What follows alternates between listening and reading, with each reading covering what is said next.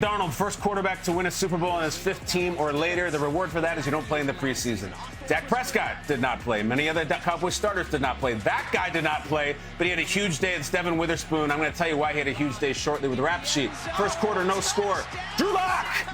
He hits former substitute teacher Montori Foster Jr. I love that. Mr. Foster with the touchdown. Drew Lock looked pretty good, too. Second quarter, Sam Howell. Remember Sam Howell? I like Sam Howell.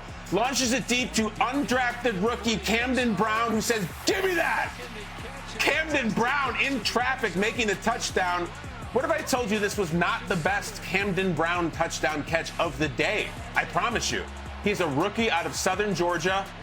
Georgia Southern, rather. And look at this. Give me that! Joe Milton throws it over, and Camden Brown with his second TD of the game, undrafted rookie out of Georgia Southern, and 6 for number 6. Cowboys beat the world champs. The dynasty is over. Cowboys win 17-7. But I teased it, Ian Rappaport. I teased it about some very big news with some very big numbers and commas and all that stuff about a Seattle Seahawk that we saw in the Super Bowl. Tell us all about it. That would be Devin Witherspoon, the NFL's new highest-paid cornerback in history. At long last, he gets his deal won. I think a lot of people thought it would be done several weeks ago. I think Seattle probably thought it would be done several weeks ago. At the numbers everybody thought it would be at, it is 4 years, $132 million based on new money. So he is now under contract for 6 total years. Also on the fifth, they've exercised a 5th-year option. So the Seattle Seahawks lock him in long-term based on new money. That is $33 million per year. So that is now the highest paid cornerback over Denzel Ward, the veteran from the Browns, who also recently got a new contract, $101 million guaranteed. So at long last, Devin Witherspoon gets his deal. Now all eyes turn to Christian Gonzalez for the New England Patriots, another star corner, also represented by the same agent at Win Sports, also vying to be the NFL's next highest paid cornerback in history. My expectation is that that will happen, that if they're able to get a deal, he will be the highest paid. But no deal yet. Meanwhile, Gonzalez has not been at practice the last couple of days. Coincidence or not, we will be tracking that. But obviously, all eyes on when Christian Gonzalez is able to get a new deal and re-engages essentially with the Patriots. I go no coincidence, Ian, but I appreciate you. We'll talk to you soon, hopefully shortly. Browns, Bears, Watson, Sanders, who do you like? Do you like either? I like Todd Monken. Very candid. I appreciate the way he handles things. All right, Deshaun Watson, trying to win this job. Screen passes always help when they work. That's Dylan Sampson, who's going to get upfield through the Chicago secondary for 43 yards. Looking very good. 4 plays later in a second quarter. 1st and 10 of the Bears 14. Give me some Casey Concepcion. We love this guy. Watch this. The Rook. That's a touchdown. Signal it. Yes, thank you. Look at hand planting, knees up, hand plant. That's a double hand plant for Casey Concepcion, a guy that we really like, and a rookie able to bounce off Dante Manning. Concepcion, the 2025 Paul Horning Award winner. Later in the second quarter, Deshaun Watson again looking to pass to Dylan Sampson, but no, it's knocked down. He's hit, and there's a fumble, and the Bears recover. Watson trying to rub the rust off his first action in 22 months. It's been a while. Watson over the middle, incomplete to Denzel Boston. And now he's shaking his throwing hand after the play. Watch the follow through. It was just ugly. Unclear whether he hit a helmet or landed on his hand. We're not sure. He played the entire first half, finished 11 of 15, which sounds good for 126 yards. Shedeur, second half now, looking over the middle. He's got a man. That's Luke Flourier. Hopefully I'm saying it right. First down. Appreciate you, Luke. As Watson looks on, fourth quarter now. Down 14 points. Shedeur, Sanders, got it. No, you don't. Down low goes to Malachi Corley. It's intercepted by Beanie Bishop Jr., who tries to house this thing. That would be the last play of the day for Shedeur. Shedeur is 6 of 11 for 79 yards, and that pretty ugly interception, which he owned up to afterwards. That's Luther Burden. That's Caleb. They did not play. The Bears will go on to win the game roaring away because Ben Johnson is kind of a jerk. But afterwards, 34-10, never mind that. We're talking about Browns quarterbacks. I mentioned Deshaun, 11 of 15. Let's hear from both of them now. was exciting. It was great just to be out here, go through the pregame with the guys, get some live action, throw the ball around. So it was a blessing to be back. Physically, how do you feel having guys come at you, pass rushers, getting back into that rhythm? I felt good. I feel really healthy. I got to get back in football shape, but it was really good to be back. Any decision I make, I know it's the right decision. I just didn't execute the decision, but the right decision was made. So every day I look and I see about decision making, like how's my decisions I'm making, and that's how I grade myself off of. You know, obviously turning the ball over and all that stuff is not great, you know, and it won't survive a long time in the league doing that. It's August 17th. We want more answers than questions when it comes to the quarterback conversation across the league. We know kind of what's going on in Atlanta. Minnesota we have figured out, but Cleveland remains the ultimate curiosity for us, Ian Rappaport. So what is the latest that you're hearing about who has the inside track for QB1 with the Browns?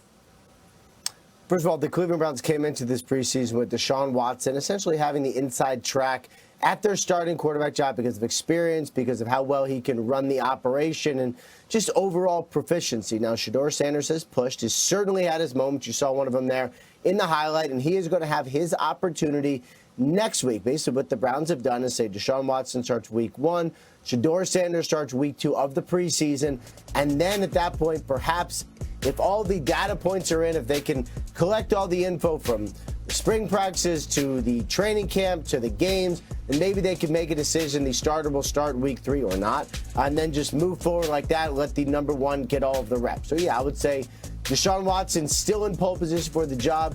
Shedeur Sanders has had his moments and is going to continue to push. He's got his shot next week. We'll see how it all looks, but judging from the words of Todd Monken talking about Deshaun Watson's performance this week, at least Monken sounds pretty pleased with the first action for Deshaun Watson in several years after battling a couple years of injuries. All right, Rap Sheet, thank you so much. First, your head coach, Todd Monken. He's got a big decision to make here to make sure that at least in the beginning of his reigns, this thing goes the right way. Manti, we have all this information. We have week 1 of the preseason. How do you see this playing out? Well, right now, when I watch this past week's game, I looked at Deshaun Watson, someone who he felt a little uncomfortable in the pocket, and that's understandable knowing that he hasn't played football in a long time. He had happy feet in there. He was checking the ball down, getting the ball out very quick, whereas Shedeur had a little bit more poise. He was a little bit more comfortable getting heat in his face. But you do look at Deshaun and his ability to extend plays. He does have that threat. He run the football, whether it be up the middle. I just think as Deshaun Watson starts to calm down, you know, as these reps start to accumulate for him, he starts to get his feet wet, maybe that will improve a little bit. But the reality of it is this, guys, we've talked about the quarterbacks, but I looked at a game against the Chicago Bears that aren't known to putting a lot of pressure, you know, with Dennis Allen as their defensive coordinator, and they were getting a lot of pressure on these quarterbacks. So I don't know who you put back there. You can't get a clear picture of these quarterbacks with defenders in their face all the time. So it's hard for me to say off of just one preseason game who should be the starter because both have okay days. They shine in some areas and they struggled in others, KB. But if I had to put my finger on one, I would probably give it to Deshaun a little bit because of his ability to run the football and then hoping that over time, you know, he'll get more comfortable in the pocket. I'm going the other way. I'm ready to say Monday right now, August 17th. I think Shedeur should start for the Browns. I don't think either of them look very good right now. I don't know if either of them are going to be very good to start the season. But at least I would go with the guy who may become good in Shedeur Sanders. I'd go with Shedeur. We've been waiting on Deshaun Watson for one reason or another to be good for years. And I'm hearing his experience get touted. His experience from what, 2020? That's the last, I'm not making that up. I'm not exaggerating for a fact. It was 2020 the last time he was good. We were watching Tiger King and social distancing the last time that Deshaun Watson was out there being like, wow, he looks good. Why are you starting him? Is he definitely better than Shedeur Sanders? You think you're going to start Deshaun Watson and go 10-7 this year? No, you're not. No, you're not. If it's in any way close, and it seems like it is, wouldn't you want to go with a guy who might become good, who might get better when he's out there, and also someone who's going to make the fans happier, who is actually a born and bred Cleveland Brown, not some mercenary with the worst contract in the history of sports who is disavowed by your own owner, who is a pariah? What is the win in starting Deshaun Watson? Why are we doing this? He's maybe slightly better, and he was good 6 years ago. I would roll with Shedeur. I know Deshaun Watson's numbers looked good yesterday. If you didn't watch the game, his box score is impressive. He didn't look good. He didn't. He doesn't look like a guy where you're like, yes, we're choosing him as our starter. Shedeur didn't look good either. I'm not saying either of them are good. I'm saying they're pretty much a push. And if you have a push, go with the guy who's much younger, who has a bigger upside right now, who the fans like more, and maybe you can grow into something. I just don't understand the case for Deshaun Watson, unless it's money, which I have to imagine maybe has a part in this. But Todd Monken also strikes me a guy who doesn't give a crap. So it's August 17th. I think it should be Shedeur. It's probably going to be Watson. It probably won't work. What kind of a season are we looking for the Browns anyway? You traded your best player. You kind of put your cards on the table there. I don't know if either of these guys are going to be even in the equation going into 2027. Why not take a ride with Shedeur and see if he turns into something? Maybe you catch lightning in a bottle and the fans go crazy. You chart Deshaun Watson, I don't know, a good chance he'll get hurt. You go 5-12. Is that what you wanted? Then you got it. That's all I got. But hey, Casey Concepcion had a great touchdown catch, yeah. you know? Unbelievable. You know, double. two, yeah.